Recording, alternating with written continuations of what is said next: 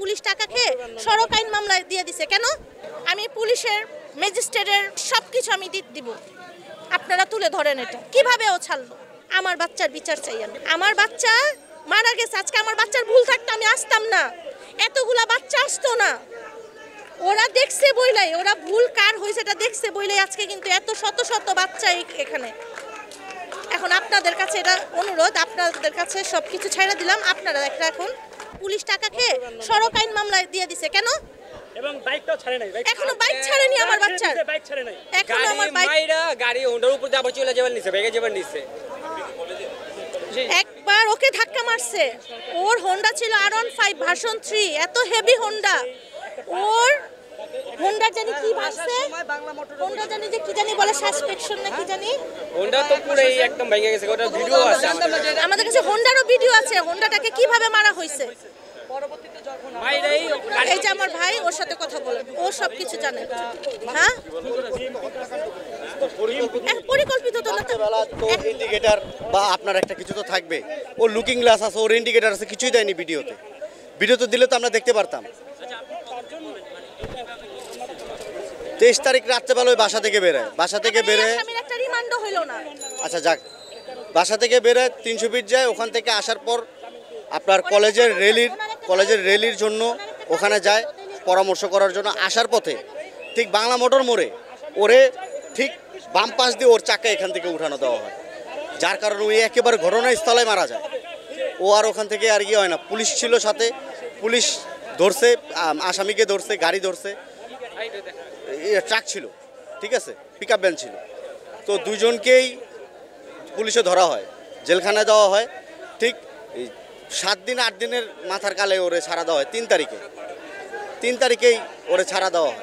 তো আমরা কিছু জানিও না, আমার বোন অসুস্থ ছিল, আমার ভাই অসুস্থ ছিল, সেন্ট্রাল হসপিটালে প্রায় 7 দিন হসপিটালে ভর্তি ছিল। তো আমাদের তো কিছু জানাবে যে আসামিকে কি করব বা না করব, অন্তপক্ষে তো একটু জানানোর দরকার ছিল। তো উনি তো কোনো কোর্ট থেকে তো আমাদেরকে কিছু বলাও হয়নি। তো আমরা উকিল ধরছি, উকিল ধরার মাধ্যমে আমরা জানতে পারি যে উনি 3 তারিখে ছাড়া পেয়ে যায়। তো এটা কেমন বিচার দেশে? একটা ছেলে মারছে, স্টুডেন্ট এভাবে মেরে দেওয়া হইলো, ওর কোনো বিচার নাই, ওর কোনো সালিশ নাই।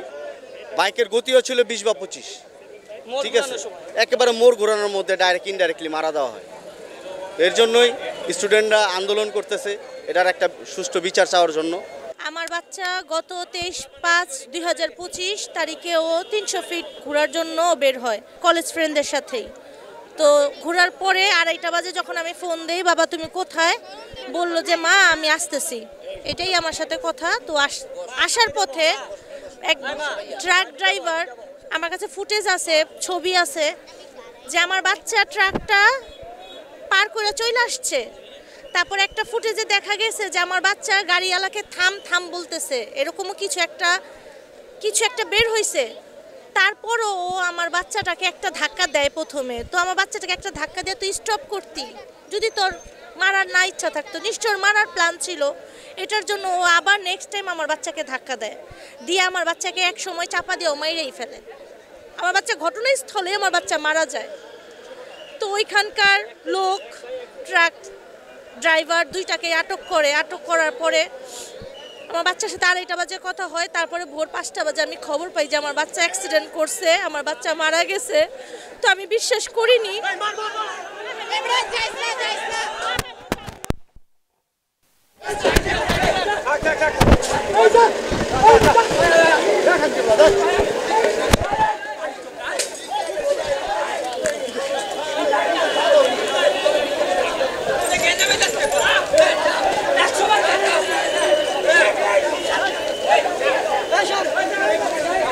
ট্রাক দুইটাকে আটক করা হয়। তারপরে মানে আমার বাচ্চা মারা গেছে, আমাদের আর কোনো সেন্স ছিল না, একমাত্র ছেলে ছিল আমার আরশাদ।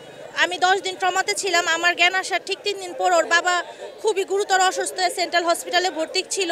তো এরই মাঝে আমরা ভাবছি যে আসামি তো থানাতেই আছে, হাজতেই আছে, গাড়িও থানাতে আছে, আমার বাচ্চার বাইকও থানাতে আছে, আমরা এটাই জানি, যেহেতু একটা মামলা হচ্ছে।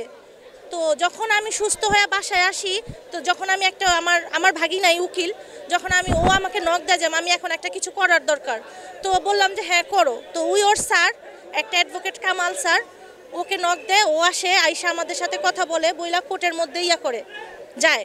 কোর্টে যে কি একটা কাগজ তোলার পরে বলে যে ও নাকি গত 3 তারিখে ও জামিন পেয়ে যায়, প্লাস গাড়িও ছেড়ে দেয়। তো আমার বাচ্চার হোন্ডা এখনো থানায়,